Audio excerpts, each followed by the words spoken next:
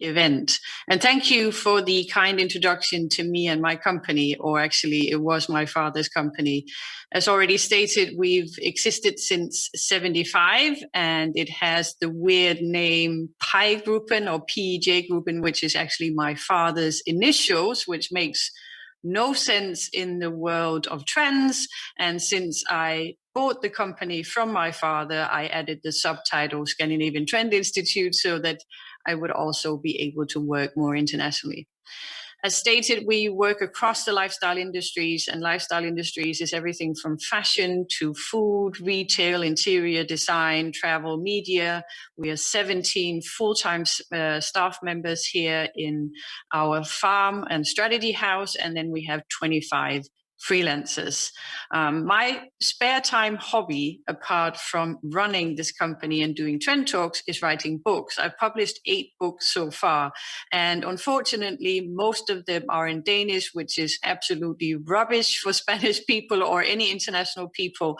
But fortunately, the one that I did on trend sociology, which is the entire backbone of how we understand and work with trends, has also been translated into English.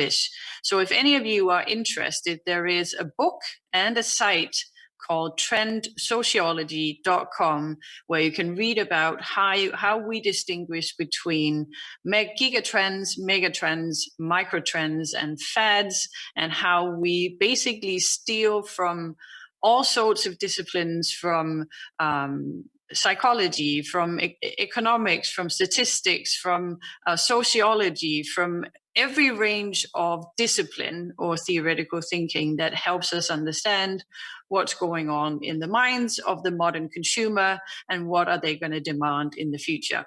Also, if you are interested in following my profile or just getting in contact with me, please do find me on LinkedIn. I'm not going to talk about the theory of trends today. I see that so many other contributors to today's talk about why trends exist and how important they are. And yes, they are important. It's the entire existence of this company for more than 40 years is to help lifestyle companies understand and adapt to trends. But I want to provide you with our perspective on where the modern consumer is and where they're heading, both pre, during, and post-corona. There are some bigger trends that are worth delving into, and that describes where the modern consumer is at the moment. We have the concept of the high-velocity society, where we basically have a society where information is flowing and shared so fast that we can't really keep track. We're uncertain whether it's real news and fake news. And just as a basic concept or idea or actual manifestation of this, we are rolling out 5G telecommunication all over the world. Just think of the notion that we are rolling out a 5G, a mutation number 5 of the internet and the mobile net to all consumers all over the world. That says something about how fast information is shared, and that we can download a Netflix movie in just a matter of seconds. A consequence of living in a high velocity society where everything is at super speed and where we're all trying to live up to KPIs in our work life and our private life, because you have KPIs in your work life and then you have KPIs in your private life in terms of how many steps you take, how much water you drink, how much exercise you get, how much sleep you get, and all of the mindfulness elements is also about ticking off KPIs in your personal life. This means that the consumers are increasingly impatient, demanding, and confused. And that's a lovely way to start the discussion about what's going on in the minds of the modern consumer, if they basically are and have become even more impatient. We have studies that show that very young consumers, teenagers and up until 20, have the attention span of 8 seconds. They are able to focus on one thing only for 8 seconds. Then their brain is gone. They're thinking of something else. They're used to constant impulses and notifications. Older generations have attention spans of 15, 20, and 25 seconds. So it's been minimized dramatically over generations because we live in a high-speed world where there's constant buzz, breaking news, and notification. And bear in mind, if a teenager has an attention span of 8 seconds, the attention span of a goldfish is 9 seconds. So that's sort of putting that into perspective. The consumers are demanding, they want everything. They want the complete package, full service, high quality, but they don't want to pay for it. And if they pay for it, they want it delivered at home. And they're increasingly confused about what's right, what's wrong. And even in a world with COVID and the breaking news constantly about how many people are sick and vaccinated, and should I get the vaccine? Do I have to wait? All of this confusion is just adding to the overall picture of a world that's basically gone mad. This is one of my personal favorite images of a modern consumer who is basically just trying to cope in a world that's gone crazy. We have some other trends that are worth delving into. We have a trend called stuffication, and the fact that we basically just have enough stuff. We're not looking for new stuff. We're not buying new stuff just to get more stuff. We have enough bicycles, we have enough screens, and we have the money to spend on what we basically need. If any of you were looking for or longing for a new pair of shoes, you would just buy it. You wouldn't wait until Christmas and wish it were your Christmas present. And as a consequence, we have too much stuff, and we're not looking for more products or more services.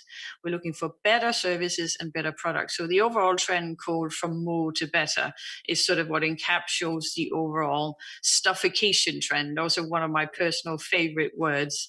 Decision fatigue, another important word in this high velocity world. We're constantly demanding decisions being made quickly. A few years ago, you could send an email or request to a friend and you could easily wait 2 or 3 days to get an answer. Today, you want answers within 5 minutes as a consequence of the low degree of patience.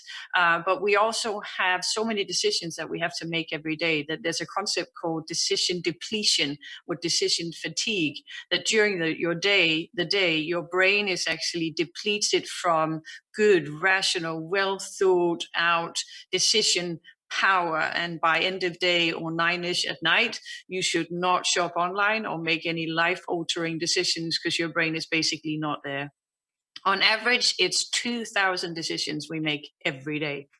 As a consequence, and how I use this is that I tell all of my clients and the clients in this company that they should not offer the end consumer a multitude of choices and selections and combinations. They want fewer choices, simple communication, because the decision to buy one product is only one out of 2,000 decisions they have to make every day. We're under time pressure. I know this may sound a bit strange in the Corona period, but we're still living in a world where time is our most valuable resource. We're running out of it constantly. Studies show that we try to cram in 27 hours of activities into 24 on a daily basis. We don't sleep enough. We don't get enough exercise. We want free time. We want family time. And even with COVID, we've just jammed in other activities that are more home-based, but I will get back to that. And we're addicted to convenience. And I put in a food picture just to make sure that you're sort of on the same page as me, but it's everything. It's house sitting, it's dog sitting, it's e-commerce, it's subscription services, it's having your house cleaned, it's the robotic Hoover that cleans the floors in your house. Every time a modern consumer can save time and make life more easy for themselves, that will be part of the future. And we redefined luxury. Luxury today is not about owning big cars and expensive watches or traveling somewhere really nice. By incident, we're not traveling anywhere at the moment, but it's not about that. Today, luxury is about tranquility, it's about peace, it's about calm, and it's about silence. And consequently, everything that has to do with silence and nature and mindfulness and yoga has become hugely popular and has been boosted further during the Corona. If we look further at consumer behavior in the light of Corona, this is actually for the likes of me, and I guess for many of you as well, this has been the ultimate case study of what happens with a modern consumer when they're under extreme pressure. It's not nice to be stuck in, but for me and my team, it's personally very interesting to study what's going on. There are different elements that I want to pull into this presentation. One of them is the chaos theory. I'm not going to give you all of the details, but please do Google it and research more yourself. James York invented and described the chaos theory, where the butterfly effect basically states that the butterfly can flap its wings somewhere in the world, and then at the other side of the world, there's a hurricane. In this instance, it wasn't a butterfly, it was a bat, maybe don't really know. But the chaos theory has been exemplified to its point with Corona. The chaos theory in itself and the wild card and the effects that are in there are hugely important to understand. And I would encourage you to dig into that. But there is a quote from James York that's even more important. And it's this quote. It says, "The most successful people are those who are good at plan B." And I guess during Corona, we've all learned to have a plan B, C, D, E, F. And as a consequence, we've all become, both personally, families, and organization, we've become more agile. And we need to hold on to this thinking that we need to be good at plan B and always be prepared for something that might happen and might not happen. From historical data, we know that there are 5 stages in a Corona situation. They're all in here, and we're basically stuck in phase 3, and we have been for a while. It's up and down, it's uncertainty, it's restrictions, and then it's new restrictions, and it's restrictions being lifted. And then this turbulent time, a modern consumer has to navigate and try to find an understanding of what their good life is and what they want to spend time and money on. And the longer phase 3 lasts, the longer the consumer behavior that we're experiencing now will also last into the future. We've put in phase 3, we put in next normal. And I know this is semantics and it's playing with words, but there have been so many descriptions that after the Corona crisis, we would head into the new normal. But we also describe the period from the financial crisis in 2008, and when that ended up until 2000, we describe that as the new normal. We don't think we're heading back to what was there before Corona. We're heading into the next normal because something has changed. If you look at phase 3 and the up and downs, it's basically the Corona coaster. It's going up and down, slow, fast. You are not in charge. You have been asked to get into one of these wagons, just sit still, hold on to the railing, and try not to throw up while you're going through this ride. And the longer the ride takes, the more expensive the ticket is. That's basically the understanding. And just having that mental image, both for you personally, I guess, and your company, but also trying to understand the end consumer, that they're stuck in this situation. They don't know whether and when it's going to end. And they need to navigate in that space and try to find sense. And I guess sense making is a key word as well. And all the lockdowns that we've had through different countries, different periods of time, there is an issue that none of the sort of basic modern consumer generations, so from 20 to 65, they've never tried this before. If I speak to my grandparents that are in their 90s, they've tried something similar in their youth. But we, as a modern consumer, I'm 44, I've never experienced this before. So we seek information, we seek experience, and we try to do what we think we need to do, but we often miss out and do something that's really, really crazy and off. We also know that there's some basic consumer behavior that always happens in a pandemic. This is not the first time we've had pandemics, but this is the first really true pandemic because it's everywhere. SARS did only reach 26 or 29 countries, but we know that there are these 5 stages, and it basically takes a long time. That's the knowledge that we have from SARS. What is very different this time is that we have social media, breaking news, and press conferences daily. And consequently, we've created what is described as the pandemic or the COVID echo chamber, where we're constantly feeding information to the world about how frustrated we are, and we get information from the social media about how frustrated everybody else is, and then 2 + 2 = 10. And consequently, our behavior is a bit weird. What else drives behavior? Lack of knowledge, as I said. It's difficult to understand for a modern consumer what's going on. We have a huge amount of flock mentality where we just basically do what everybody else is doing because everybody else is in the same boat. Huge amount of mistrust towards both authorities, but also the guy standing next to you in line in the supermarket because he might be carrying the virus. Fear and anxiety that you might get ill yourself, and an extreme loss of control. And being in that situation in the Corona coaster where you are not in control is for most people highly frustrating. And what happens, and the same thing happened during the financial crisis in 2008 to 12, is that when you lose control externally, when you feel that you are not controlled in the external or outer parts of your life, you take back control in the life that's closest to you. So you start DIY projects, you start knitting, you start refurbishing the house, painting the house, planting seeds in the garden to do your own salads, you play board games, you knit, you bake, because then you are in control. It's something that you know when will start, when will end. You decide the color of the sweater you're knitting, and you are in control. So we tune up for control in the control in our own life when we lose control externally. This is flock mentality at its worst. Our prime minister in Denmark basically said on TV, please do not go into the supermarkets and hoard foods and toilet paper. And we did exactly that. And we're looking for the norm. We're looking for social proof. And it basically gives a feeling that it's a brain on standby, but we've moved all the way down in Maslow's hierarchy of need, from self-realization to safety, and making sure that we can survive and have enough toilet paper.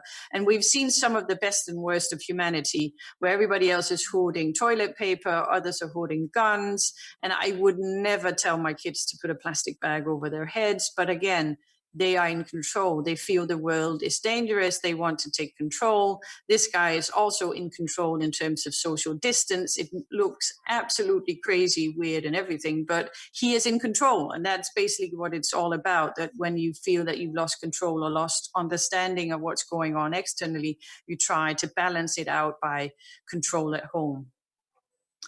All of this that we're seeing now is not normal in terms of the consumer behavior. And the one thing that you can use to judge whether some of this behavior and this situation is going to stay or leave is whether it feels normal. Does it feel good? Does it make your life better, easier? Does it add value?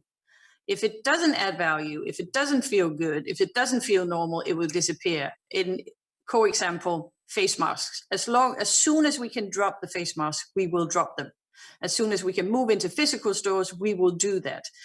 So this is Piccadilly Circus. This is not normal. This is standing in line to either be tested or vaccinated or just pick up parcels from the post office.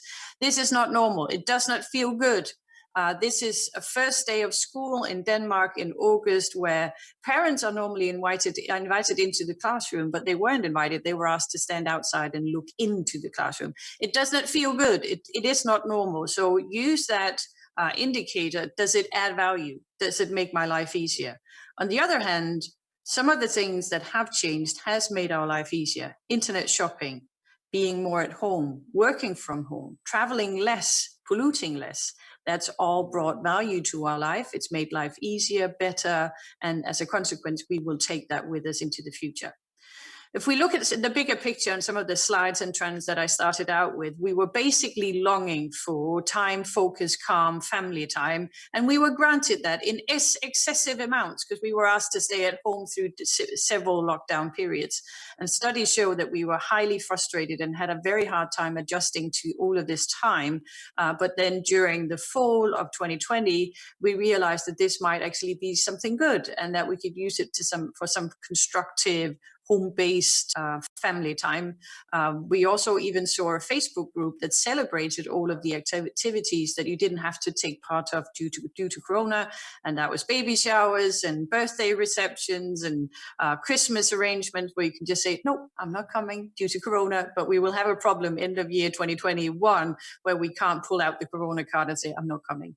The home has become a base where everything happens. The home has become a micro-society where everything has to take place. It's work, play, school, family time, sleep time. It's taking care of yourself, cleaning yourself, going into isolation, going into quarantine, staying healthy, eating healthy food, and eating, indeed we are. There's a renaissance for all home-cooked meals, everything that tastes good.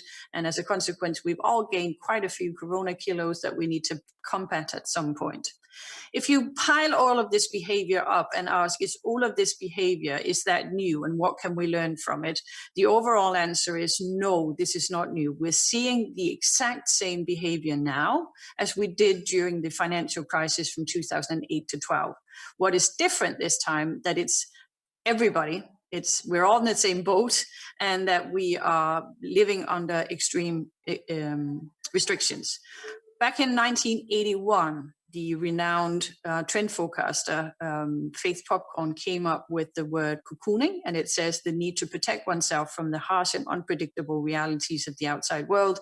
And this might work if you just hang over from a night out, but it also works for all of us. What will 2021 be characterized by? These are some of the key words. Collective grounding. We've been grounded. If you're a teenager in the US or UK, being grounded to your room is not a positive thing, but as a society, we've been collectively grounded. It's a very big word. So use some of the words like lack of control, social proof, grounding to describe what's going on. We will keep having an extreme focus on what's neat and what's nice. A new version, a new trend health version. If you look at health as a trend, in the 80s, it was about fitness and aerobic. In the 2000 and onwards, it was about mindfulness and yoga. And now 2020, it's about immune system and not being sick. It's about family, security, community, and we're going to spend a huge amount of money still in 2021 on the home, the garden, anything cozy that makes life more bearable. Cooking at home and eating at home is going to be huge as well, because it's going to take some time. We even talk about the 90% society, because we're going to have restrictions for so long. Both locally, nationally, and also worldwide, because we're going to have some time until each nation has COVID under complete control. And then there's everything related to loungewear. We spoke about athleisure wear, casual wear, even before Corona. That's now moved into loungewear, that we're all wearing very basic clothes and trying to get a cuddle basically from our mom by crawling into big knitted sweaters and sweatpants. And it's even become the word sad wear. And there's a famous quote from Karl Lagerfeld where it says that sweatpants are a sign of defeat. You've lost control with your life and bought some sweatpants. And I guess that was what really happened. Since I have a background as a management consultant, I know all about how they work and how they think. And through the years, they've used the word disruption to scare companies to come in and do like a salvation, or we want to save you and make sure you don't burn up in the world of disruption. Disruption is often negative, but I want you to change that word in your minds and say, yes, we've been disrupted. Yes, we moved out of our comfort zone. Yes, we were asked to handle Teams and Zoom and work from home and shop online and not travel anywhere. And that might have felt uncomfortable to begin with. And as a consequence, all of our behavior has been disrupted, but we have learned from it. And some of the overall headlines that we want to just state and be absolutely clear is that we've once again realized that washing our hands is a good idea. That was an issue back in the 50s with the polio pandemic, and also during SARS and MERS. We've learned that this is a good idea. Wash your hands, use hand sanitizer, stay at home if you're ill. The collective grounding is a key word that we've been asked to basically just sit down, shut up, think, and find out what's most important for us. We are now thinking about work life in a very different way. The trends about that were already here before Corona, based on working more from home, more flexible work life, not spending so much time on traffic and blah, blah, blah.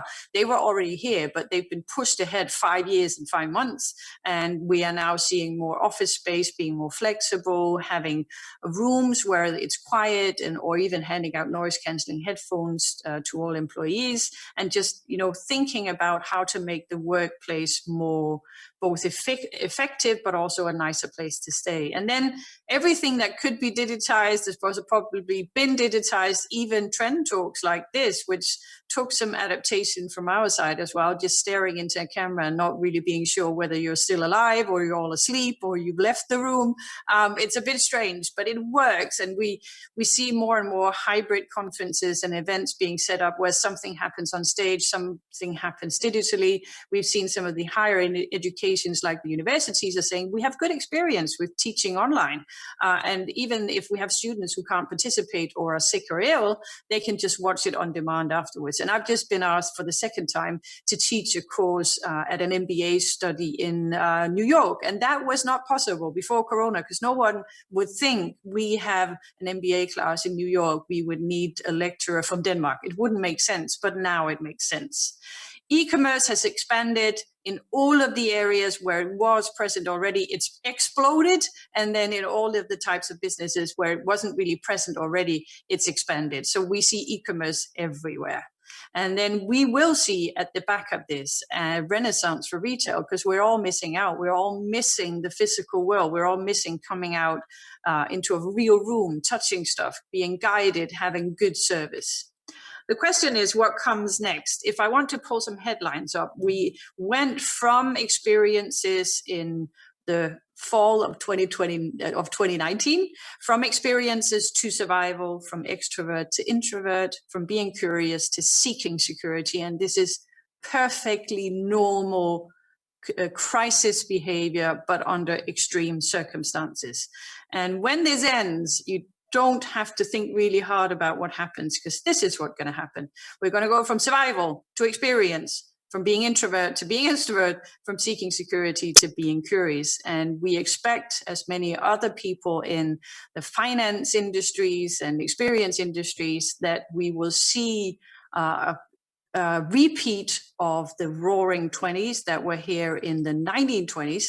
And you must think back that during the 1910s, we had a world war, we had the plague, the Spanish disease, and we also had some of the most biggest technological advances happened in the 20s. So the combination of all of this, pandemic and technological advances, and consumers who have basically not, during this crisis, this is not a financial crisis, this is not an economic crisis, it's a health crisis. So all of the money that haven't been spent, that have been spent already, saved or granted by government, will create an enormous catch-up effect that will create the roaring 20s. And then after that, I guess it will be a huge catch-up effect for the coming years, maybe. And then at the other end of that, it's all about, again, finding a balance between online, offline, physical world, digital world, physical conferences, digital conferences, not seeing anyone, seeing everyone. So we need to adapt consequence of that. I have 3 more slides and then I will shut up. Tips and tricks, post-corona effects, some overall headlines. One of the things that the modern consumer has learned, and that we all learned, is that we're human beings. And I guess we needed to learn that, an extreme sense of vulnerability. So if you are a brand, or you're thinking about concepts or any type of communication, please be aware that most modern consumers are now aware that there are humans, and there's a huge amount of sensibility and vulnerability out there. Post-corona effect is also about involvement. Modern consumers want to be involved. They want to be informed. They are now used to daily information. They're used to participating in saving companies and going down on salary and blah, blah, blah. They want to be involved. They also want to take back control. They now have control in their inner life, but they want a bigger sense of control in terms of what's going on around them. So please help them plan and help them feel a sense of control. And then an absolute key word is sense making, because nothing makes sense at the moment. So if you, as a concept, brand, PR, communication, product, service, make sense either in your presence or in the way you communicate, you are going to be part of the future. That ends my trend talk, and I hope that you enjoyed at least my nice pictures and found some inspirational highlights in there to take with you after this trend talk.